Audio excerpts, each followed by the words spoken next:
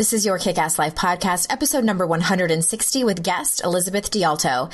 As a leader, are you looking for something bigger for yourself? I'm a huge fan of Seth Godin's work, and I want to tell you about his Alt MBA workshop. It's an intensive leadership and management workshop designed for change makers who have a fire in the belly. This is for people who are itching to level up and make a bigger impact. 4 times a year, the workshop brings together over 100 leaders, people from different industries and areas of expertise. The end result, you're surrounded by other leaders who are moving to the top of their respective fields and helping to support each other to become stronger, cross-functional change agents. It's not about passively learning. It's about actively putting newfound concepts into practice until they become habit.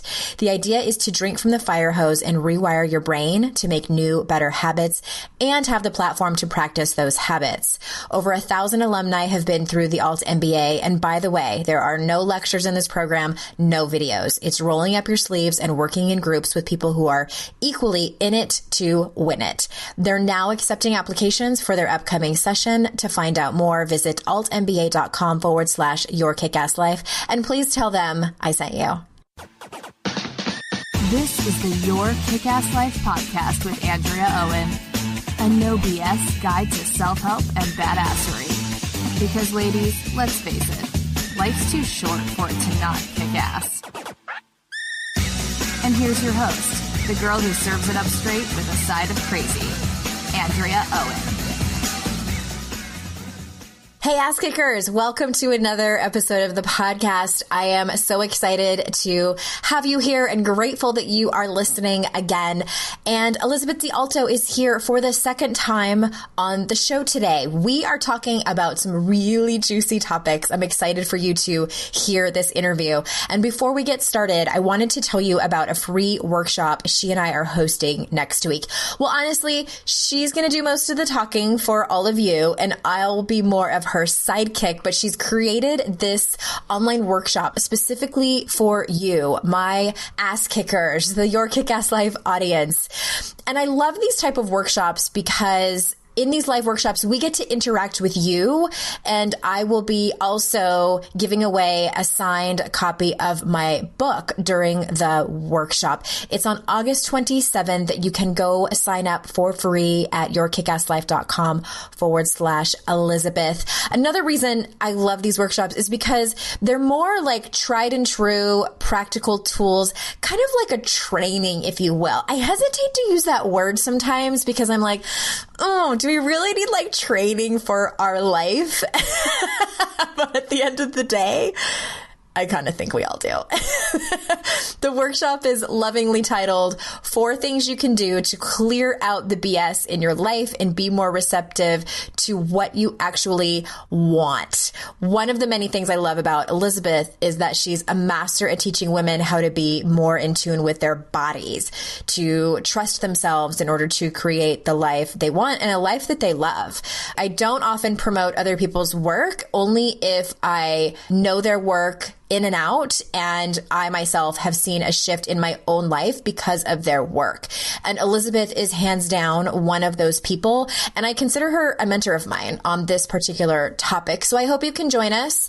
Again, it's over at yourkickasslife.com/Elizabeth to sign up for free, or you can just check the show notes, this episode, to find it. All right? So without further ado, here is Elizabeth.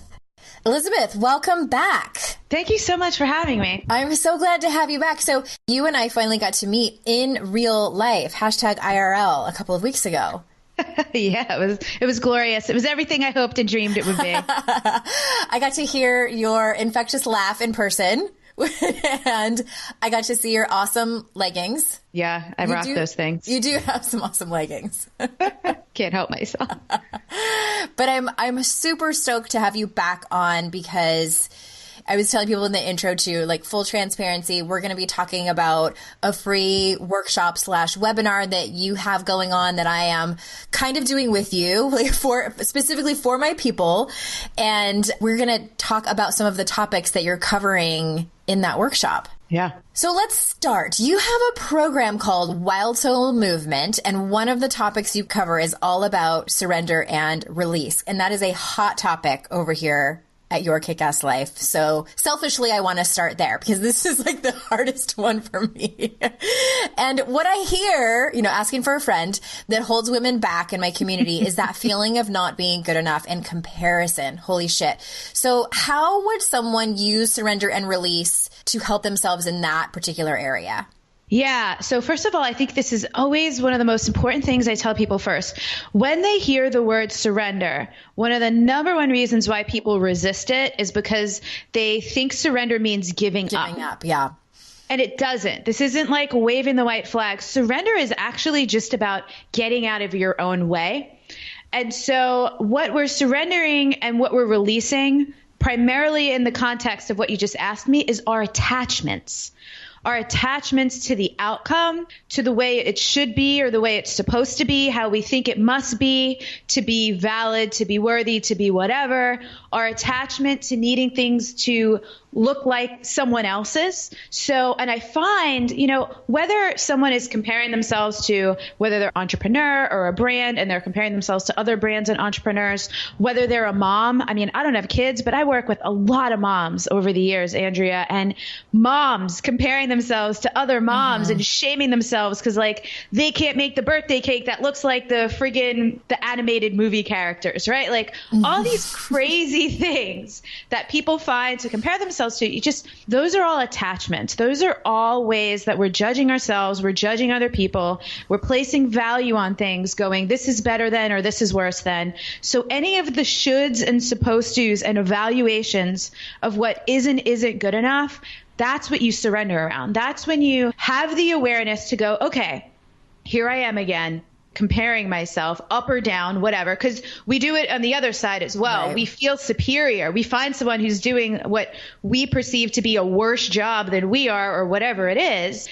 We just got to let go of all of that because it takes so much energy. I love that. I don't even know if I've ever thought about it in that way. It sounds like you're kind of like going back to basics. Like the root of it is the attachment. And I think if we could start there, we would alleviate all of the forward steps. Well, I shouldn't even say steps, like the falling down that happens. Yeah, if you could just do that, think about, and that's what this whole podcast is about. It's like massive self-awareness. So there's another one for you all. So how does self-compassion fit into all of that? So what you just said, this is the perfect question to follow up with, because we can either, when we observe, all the awarenesses in the world is great, but it's not a full-blown solution, because we could be aware and choose to take the downward spiral anyway, right? Which we all probably have done. I have done that. All do sometimes. We've all had that like almost out-of-body experience where we're like watching ourselves going, why is she saying that? Why is she doing that? This is no good can come from this. We've all done continuing. And then we have to clean up the mess later, but we just can't for whatever reason. And so, where the self-compassion comes in is really a lot of the self-talk around it, the dialogue that we're engaging in. Again, we can choose a downward spiral or we can choose an upward spiral. So when you give yourself the space to surrender and you allow yourself to release with compassion for yourself, with compassion for the other people involved, ditching also, so similar to attachment, but just a little more refined, is the need to be right. We all have a lot of needs to be right around, again, the way things should be, the way it's supposed to be, where I should be right now, what I should have, what means this. And so when we can let those things go, we have the room to actually even be compassionate with ourselves, because you can't really be compassionate at the same time that you're beating yourself up. Yeah. So you have to just be willing to not beat yourself up. So that's what are expressions of self-compassion? Gentleness is one of them. And it's not about letting yourself off the hook, because I think some people think when they're beating themselves up that they're being accountable or responsible, but it's neither. You can acknowledge, you can own what you haven't done well, but then you got to do something better and be nicer to yourself in the process. Does that make sense? Yes. And I think that there's layers to this, and I want to back up for a second because that whole concept of wanting to be right, I think can trip people up so much. And then that's also where the element of surrender comes in. I think I probably told this story. I told the story in my first book. When I went through my divorce, when I was first going through my divorce, my ex-husband was like literally calling family meetings. He has a really big family and I was really close to all of them. So he was calling family meetings, without me present, like literally calling family meetings and talking to everybody about our situation and saying lies about all of these things, like telling everyone I was mentally unstable. And I was furious. And I'm like, how dare you drag me through the mud? And so I'm in my therapist's office and I'm like, I think I'm going to draft like a group email and tell everyone. I had like this whole thing planned out of what I was going to do. And it sounded completely reasonable, where I was going to defend myself. And she was like, do you want to make your way through this? Like, do you want to, like grieve this and move on? And I'm like, well, yeah, of course I do. And she's like, then don't do that. Like, It's not helping you at all. And I don't know, this was over a decade ago. I don't know if she used the word surrender, but she asked me, what's more important to you? Do you want to be right? Or do you want to be free? Yeah. And essentially, like, I wanted both, but I couldn't have both. And it was such a hard lesson in surrender. And I wanted to control him. I wanted to control my reputation. I wanted to control the entire situation. It was one of those situations that was so completely out of my control, and which we're going to talk about that in a second too. But that surrendering to something that felt so awful to me and something that I felt like I deserved better. And sometimes we can't have that. It fucking sucks. And you bring up such a good point, which is in those moments of wanting to be right, we're also usually making so many assumptions about who thinks we're wrong and why. Are likely not even true, because he might have been holding those meetings, but if that was his family and those were people who've like known him his whole life, a lot of those people probably also knew like when his shit was stinking, Yeah. Oh, yeah. And so it doesn't mean that everyone was buying into it. But of course, when you're under attack, and again, this is one of those attachments, we're feeling like, oh, everyone is against me, just assuming that everyone in that room was like on his side or whatever. Right. Like lighting their like fiery torches are going to come after me. Totally. But you had no facts to verify that. So that's another big part. And I know you want to talk about control too, but another big part about surrender and release is realizing where you're operating on assumptions and not fact. Because that's another place where we waste a lot of freaking energy. Mm-hmm. Oh, totally and completely. And in that particular situation, and I know, maybe some people are listening and thinking like of different circumstances in their life where the outcome does matter. In my particular situation, the outcome didn't matter. Like it didn't matter. This wasn't my family anymore. It just was a place for me to learn to surrender and release and forgive and have self-compassion. It was all sort of layered into one. But yeah, let's segue over into talking about control. And again, these are such juicy topics. Like one of my other I make it no secret to my audience that control, and surrender and control they're like twin sisters. So how does one balance trying their best and what we call striving for excellence over here, which I think for some has elements of control, and surrendering? So in other words, how does one not feel like she's just throwing in the towel? Well, here's the thing. You're not giving up, so you're still taking action. It's really about taking right action, and action that is aligned with the outcome that you do want. So I know it's really paradoxical to be like, hey, don't attach to the outcome, but like take actions that are aligned with the outcome that you want. And you're allowed to want what you want. You're allowed to want what you want. But the thing is this, it's about not being attached to the outcome coming to be in the way that you think it should. Mm-hmm. Because life will really surprise you. Life will throw you some curveballs that mess with you, and life will throw you some curveballs that like delight and surprise you as well. And when you're trying to control things all the time, you're not available for the delightful surprises. So one of the biggest things is to look at, in terms of, your course of action, sometimes the action is to not do anything. And which is the surrender, right? Mm-hmm. So sometimes the action is to not cling on to every single detail, not try to manipulate the conversation or get people on your side, not to like meddle and see like what people are thinking or whatever. Sometimes it's to like step back, even if it's just for like a day or two sometimes, right? Like when you're so anxious, everything's hectic and you're just like gripping for anything that you could get a hold of, sometimes the action is to take a step back and the discipline, right? To like maybe just let things unfold for a day or two and come back to it with some freshness after caring for yourself. So it's another big thing. I keep talking about like the energy exertion and the effort required to do the things that aren't helpful, like control depending. And so sometimes just like, all right, you know what? I'm just going to take a day off from engaging with this thing. Because then my mind can rest, my nervous system can like re-regulate itself at least a little bit. And then I can come back to it with some freshness that will help me. It's not about being rational, but will help me be clear and will help me be who I actually want to be and show up the way I actually want to show up, not as this like mildly to massively crazy person who's just like really depleted right now. This particular topic of, what you just explained and letting go of control and things like that, I think conceptually it can get confusing for many. Do you have an example of what you might see a lot in your community about how to do just what you said? Yeah. So a lot of it comes up around relationship stuff. A lot of it comes up that's where it was going.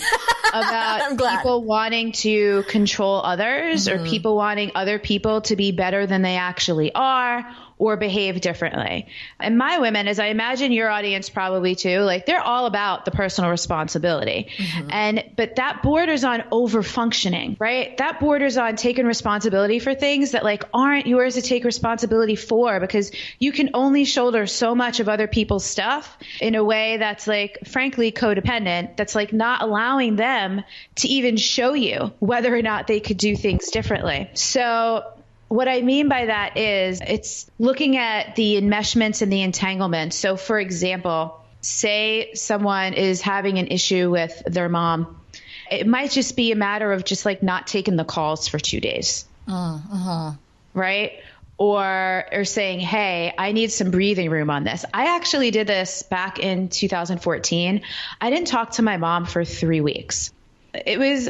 Do you usually talk to her like every other day or something? Every week for sure. Okay. Like 2 weeks doesn't go by without us talking. But back then, actually, it was much more frequent. And like something happened and it was just like a breaking point for me of being like, my mom is excellent, amazing, loving, generous person, by the way. And there were just a couple of things where I realized, I'm kind of giving her a free pass to like talk to me a certain way or like take things out on me. She has a very high stress job where no one else in my life talks to me this way. And so I was like, you know what? This is unacceptable. She doesn't get a free pass just because she's my mom. Like I get to say to her, just like I would say to anyone else, like, hey, that's not okay with me. We need to like rearrange how we communicate a little bit because I'm not going to stand for it. And that was really hard. It was really hard for both of us. When I was ready to talk to her again, she actually wasn't ready to talk to me again, which was so cool. And we came to this place of realizing where the breakdown was happening. And it's been much, much, much better and constantly improving ever since. So we both needed the space because for a lot of us, it's the emotion of the thing. We can't think clearly. We can't use good judgment when we're super emotional. So to allow things to kind of simmer and clear out so we could see them for what they actually are and connect with what we actually want out of the situation, it just gives us room to be honest with ourselves first and then with other people. Yeah, yes to all of that. And I think too, I was thinking about like my own experience, and I'm thinking to myself, like, because I am self-proclaimed recovering control freak. And I think one of the things too that has helped me so much, if this is helpful for anyone listening, when I find myself really, even if it's just like not even trying to control yet with my actions, but like judging other people, like, you could do this better, and that's not how I would have done it. And that's like my step 0 for controlling. It has really been helpful for me to just assume that people are doing their best. Yeah. Is that always what I would consider my best? No, I wouldn't all the time. But I think it's really allowed me to take a step back and just relax and have peace around Yeah. Because we could all use a little more peace in our lives, peace and ease, but just really assume that people are doing the best that they can. And, you know, when people hear about that concept, they sometimes balk at it, but I do, you know, and then it goes into, well, if people are doing the best that they can and that's crap and you can't control them and change them, then that's where boundaries need to be set, which is a whole nother conversation. 100%. But I think that that's another way to sort of strike the balance between you can still strive for excellence and do your best in your own life, but also surrender to other people's stuff. And you know what? That comes back to the compassion piece, because when you do realize that someone is doing their very best and their best is crap, that's where the compassion arises, because it's like, man, this is the best they've got right now. Mm-hmm. Whatever's going on for them must be pretty intense if this is their best showing, you know? Yeah, I think about that when people are asshole drivers. Yeah. I think like, wow, they have something going on. Because anytime I'm like, and I'm no saint, but I'm a driver's right. Like, anytime I am like, you know, flipping the bird or anything like that, it's because I am stressed out to no end for some other reason that has really nothing to do with this person that just cut me off. Yeah. All right, let's shift gears and talk about trust. Many of the women I talk to will admit to having trust issues. I just think you get to a certain age and stuff happens, and then you have trust issues with either romantic partners and even in friendships, you know, when I dig a little bit further. And then it's come to find out when I ask more questions, like they don't trust themselves either. So can you start with this topic by explaining what it looks like to not trust yourself? Because I think that that's a huge eye opener for many women. Yeah. So not trusting yourself is going to show up like this. You have a decision to make or a choice to make.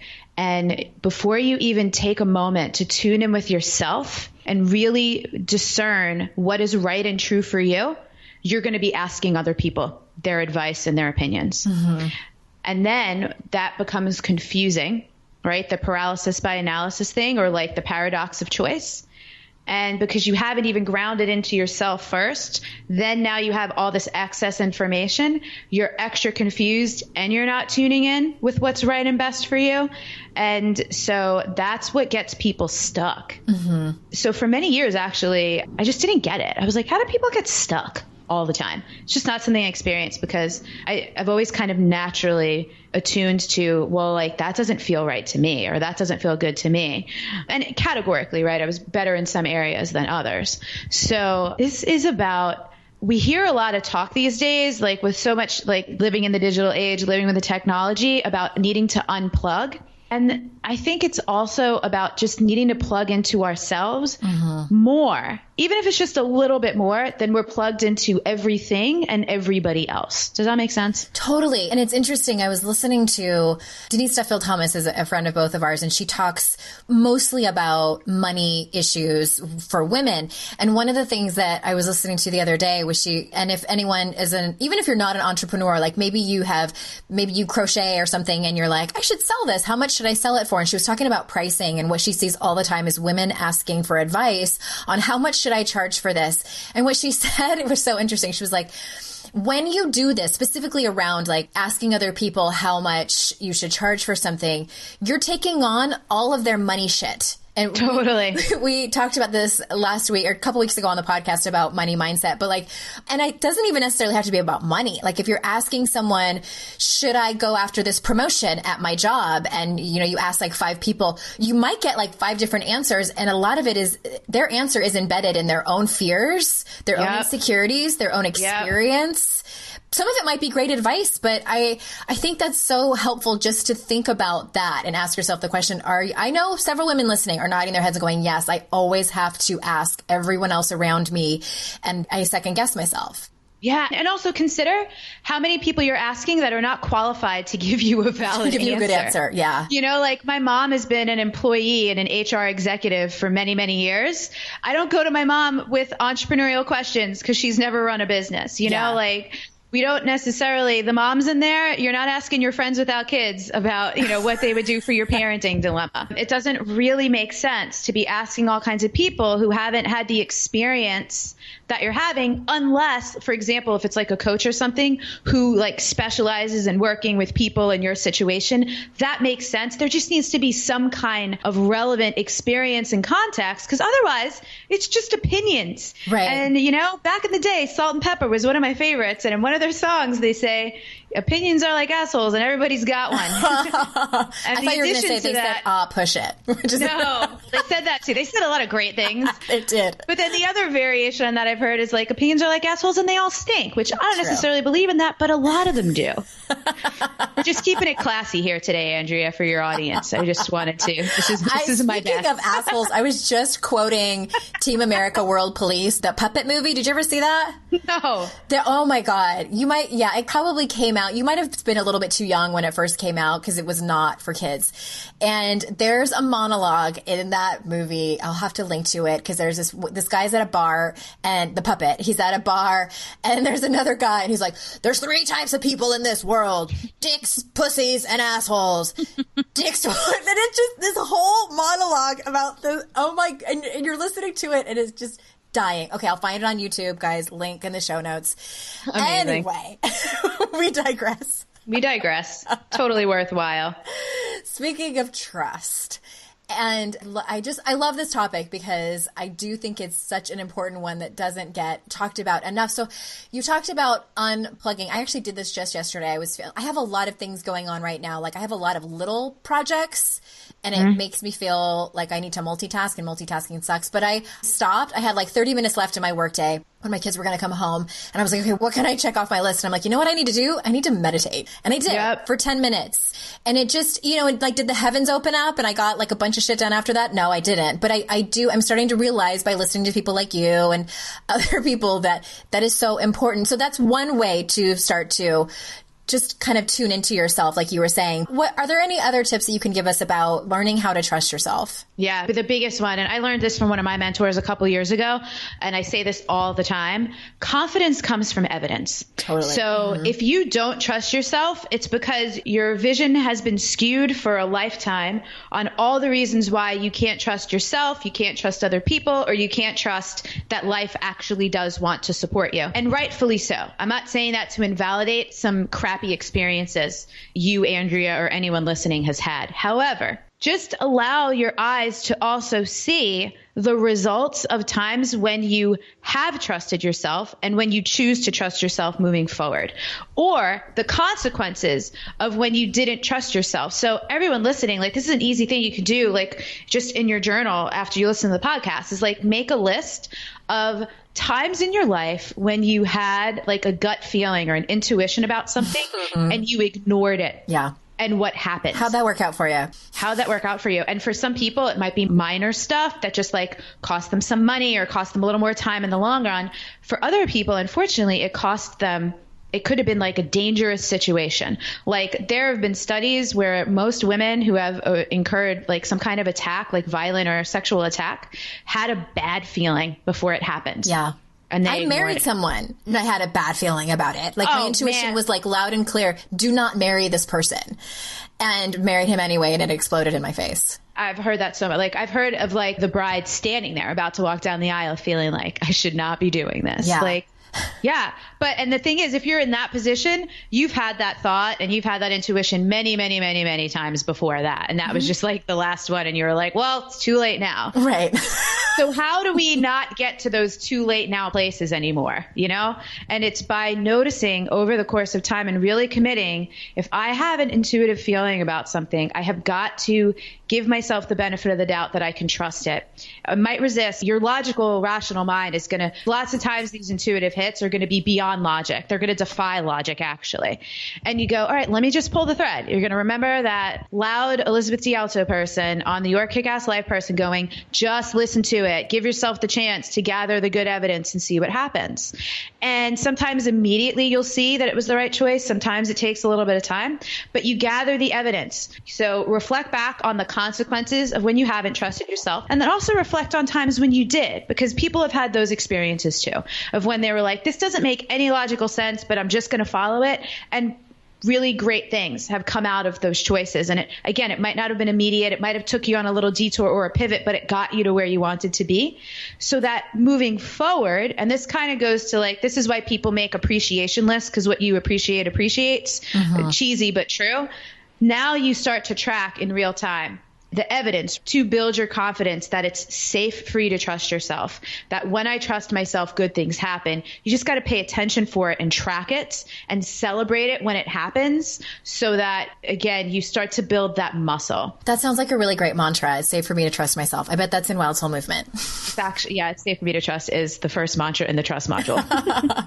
Love it, love it, love it. All right. So kind of shifting gears, why do you say dreaming is so important? So good, because so many of us, especially like you mentioned worthiness earlier, when we don't think we deserve things, we stop dreaming, which stops our intellect and the imagining faculty of our mind, which is so magical and useful. And I also believe keeps us young, but that's an entire other conversation. Sharp. And so if we're not dreaming because we don't think we deserve things, we're really creating a mental landscape that's going to be very, very limiting, because we can only manifest, or we can only attract, if people are into the law of attracting and that stuff, what we can conceive of. And so dreaming allows you to just conceive bigger and be open to more possibilities, which means that you can see them when they present themselves. Because not all missed opportunities are like an offer came your way and you said no. A lot of missed opportunities are something was right in front of your face and you didn't even see it. Yeah. So so what does that look like? What does dreaming look like? Like, what does your dreaming practice look like? So I believe, so here's why in Wild Soul Movement, we combine wild dreaming and desire, because I believe the desire, those are like the urgings from your soul, like the little whispers, the little seedlings that you get the desire and then you're like, oh, and then you can dream, blow that thing out of proportion, like what could be possible, and like operate under the idea, well, what if everything was possible, and like let yourself dream well beyond your comfort zone, well beyond what you think is possible, because then again, you just open up your awareness to be able to see when things are actually possible or recognize the opportunities or whatever. So I love to journal. I journal a lot, and I love to go and do things that get me actually in like the feeling state of the thing that I'm dreaming about. So for example, I was thinking about moving to Malibu, California. I'm in San Diego right now. And so I rented an Airbnb and I went up to Malibu for the weekend in May, just to like be there, to feel it out and be like, could I see myself living here? So that was like an active way of me dreaming, was like going and being in the place and giving myself a taste of the experience. Right. So if people, I know most people are like, who doesn't actually want to make more money? Because the more you have, the more you can share, whether it's for you or just to be able to do benevolent things in the world and help people, is like, great. So every once in a while, I'll go to like a fancy, swanky, like hotel lobby to do some work. And I might not want to live my life like, some of the people there, but certainly just being in the energy around and being in the environment of affluence certainly helps to calibrate my system for it. Or like going to open houses and walking through like the types of place you'd like to live in. Or this is what's cool about social media. I love, dolphins and whales. So like one of my high priorities for travel is to visit like all the different oceans on the planet and swim with dolphins, swim with whales. So on Instagram, I follow a lot of like Discover Ocean or like We Love Dolphins, or like these wildlife accounts and ocean life accounts. So I could be like, oh my God, I didn't even know. Like I didn't know free diving was a thing until like 3 weeks ago, where people are just like really train themselves to breathe for a long time underwater. So I follow a couple of these types of people and just see what kind of adventures they're going on, because that is sparking ideas for what's possible for me. I also love like interior design. So I'll follow those things to be like, oh my God, that thing looks really great on that kind of coffee table. So it could be really simple stuff. It could be really big stuff, but it just, again, is sparking the imagination, which helps me to dream about what could be possible. I love it. I love it. It sounds like you've got it down. I'm really good at this. I'm not going to lie. Well, I just have adored this conversation, and you are actually, stay tuned, you guys, because Elizabeth is coming back next week. We're going to do a listener Q&A, so stay tuned. And also we have a webinar coming up called The 4 Things You Can Do to Clear Out the BS in Your Life and Be More Receptive to What You Actually Want, which was what you were just talking about. It's totally free. It is on July 27th. all of the details, and you can sign up over at yourkickasslife.com/Elizabeth. That will take you to the sign up page. Again, it is free, and it's at, what else? It's at 7:00 Eastern, 4 Pacific. So I know a lot of you have the regular 9 to 5 jobs. So hopefully that's a better time for you than in the middle of the day. We're excited about this. Yeah, and we'll record it, and we'll leave the recording up for a couple of weeks too. I know a lot of people can't make it live, so we'll leave that available for you. But if you can make it live, like we'll take live Q&A on that call too and stuff. So if you can make it, try. But if you can't, there'll be a recording for you. Yeah, and I love how you do your workshops too. You're super engaged, and there's, when we talk to the people, and it's not just like audience quiet lecture mode. It's way more fun than that. Way more fun. Yeah, but just real quick, let me whip through and tell everybody what exactly it is that you will learn on this webinar. So it's a couple of things: strategies for letting go of what holds you back with compassion and clarity. We talked about that a little bit here on this episode. See where you're giving away too much energy, time, and power. That's a huge one for women. Yes. Big. Yes. And how to create more prosperity, joy, pleasure, and ease in your life. And again, yourkickasslife.com/Elizabeth. And again, all show notes and a link to sign up for that free workshop is at yourkickasslife.com/160 for this show. Anything else you want to add? No, just thank you so much. These are such great questions. And for people listening, we talked about a lot of stuff today. I would just like to remind people, don't be overwhelmed by it. Like, pick the thing that really resonated the most for you, whether it was like it made you the most anxious or it was like got you the most excited, whatever it is, just like pick a place to start. Don't be overwhelmed by all of it, because anything we talked about today really helps. It touches on all the other things. A lot of what we talked about is like very symbiotic. So yeah, I'm glad you said that, because we did sort of jump around and we were talking about what we wanted to discuss on this one. You gave me some options and I'm like, I think I just want to cover it all. So yeah, which is one of the reasons why we'll do the webinar. So we don't have to feel rushed and we can take our time, and, people can engage as well. So that's one of the reasons why we're setting that up for you guys too. I know it's a big conversation. Yeah. So it's at yourkickasslife.com/Elizabeth. And thank you so much for being here. Everyone, thank you for listening and showing up for another episode. I will see you next time. And until then, I will see you out in cyberspace. Bye-bye. Hey, ass kickers, you know what would help me out so much if you left a rating and review for this podcast. Your Kick-Ass Life podcast will always be free to you, and to help me get more awesome guests and to spread the word, it helps tremendously if you leave a rating and a review. Now, they don't particularly make this super easy to do, so I'll help you out a little. If you're in iTunes and you're on your phone, when you are in the podcast app, you need to search for Your Kick-Ass Life podcast. I know, even if you're subscribed, this is how you do it. So when you search for it and you see it come up, click on the cover art, then towards the top where it says reviews, click that, scroll down a tiny little bit, and then click write a review. Stitcher is a bit easier if you're on Android. The easiest way I found to do this is to type into Google, Stitcher.com, Your Kick-Ass Life, and voila, my podcast should pop up as the first link. Scroll down and click write a review. That's it. Thank you so very much. You have no idea how much it helps me when you do that. All right. I'll see you next time. Bye-bye.